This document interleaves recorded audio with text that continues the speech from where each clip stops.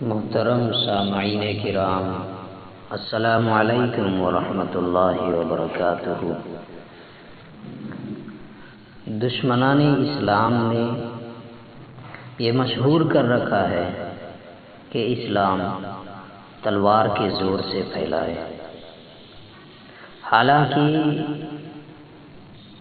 اسلام کی تاریخ گواہ ہے کہ اسلام اپنی تعلیم اور اخلاق اور سچائی کے زور پر پھیلا ہے۔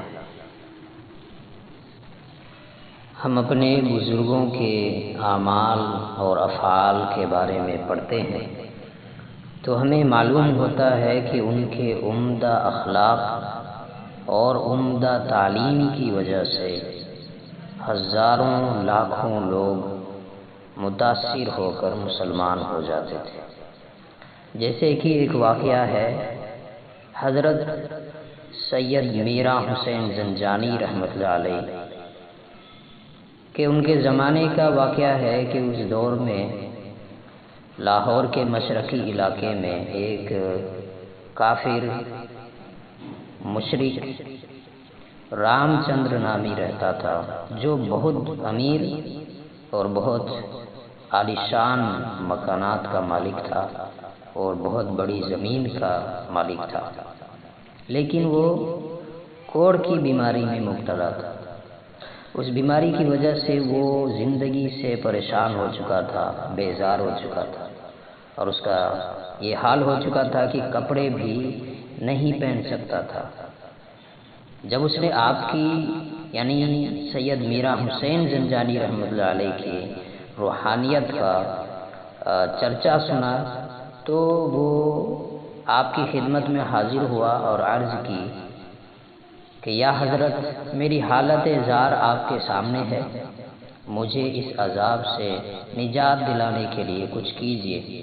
آپ نے دیکھا کہ اس کے جسم سے بدبو آ رہی تھی اور پیپ بہہ رہی تھی، چنانچہ آپ نے اسی وقت تھوڑا سا پانی اسے دم کر کے دیا، جسے وہ عام پانی میں ملا کر ہر روز نہاتا اور آپ کی خدمت میں حاضر ہوتا رہتا۔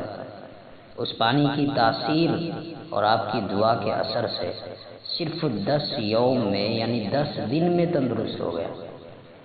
آپ کی کرامت کا اس پر اتنا اثر ہوا کہ صحت یاب ہوتے ہی حلقہ بگوش اسلام ہو گیا اور آپ نے اس کا نام عبداللہ رکھا۔ یہ ان کے اخلاق کی وجہ سے، ان کے تعلیم کی وجہ سے، اور اللہ تعالیٰ نے حضرت سید میرا حسین زنجانی رحمۃ اللہ علیہ کو جو اپنا قرب نصیب کیا تھا، اس کی بدولت، ان کی کرامت کی وجہ سے یہ شخص مسلمان ہو گیا۔ انہوں نے کوئی تلوار نہیں اٹھایا اور ان کی گردن پہ رکھ کر اس کو مسلمان نہیں کیا۔ انہی کا واقعہ ہے کہ حضرت سید میرا حسین زنجانی رحمۃ اللہ علیہ ابتدائی دور میں گھوم پھر کر لوگوں میں اسلام کی تبلیغ کیا کرتے تھے۔ ایک دفعہ آپ 2 کافروں کو روزانہ اللہ کے دین کی دعوت دیتے، اسی طرح ان کو جب روزانہ دین کی دعوت دیتے تو وہ پریشان ہو گئے، اور ایک دن دونوں آپس میں کہنے لگے کہ یہ بوڑھا ہمیں روزانہ تنگ کرنے آ جاتا ہے، اور اس نے نئے دین کا کیا ڈھونگ رچا رکھا ہے۔ وہ آپ کے سخت مخالف ہو گئے۔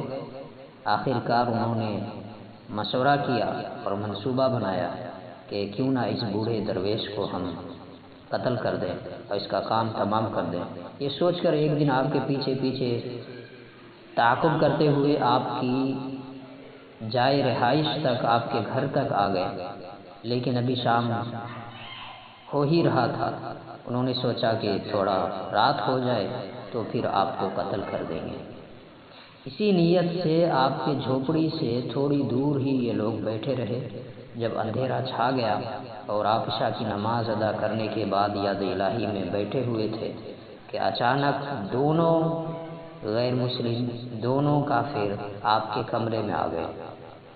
آپ کا دروازہ کھلا ہی تھا اور وہ آپ پر حملہ آور ہونے لگے۔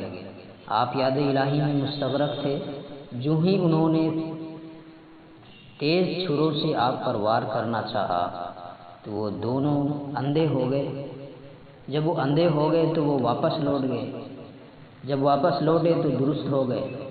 پھر جو ہے انہوں نے حملہ کرنے کے لیے اندر داخل ہوئے، پھر اندھے ہو گئے، پھر جو ہے واپس آئے، پھر ٹھیک ہو گئے، اور جب تیسری مرتبہ وہ لوگ حملہ کرنے کے لیے گئے اور اندھے ہو گئے، اور پھر واپس آ کر جب درست ہوئے تو ان کا دل بیدار ہو گیا کہ یہ تو کوئی اللہ کا برگزیدہ انسان ہے، اللہ کا کوئی نیک بندہ ہے، اس کی دعوت سچی ہے، ہم ہی جھوٹے ہیں۔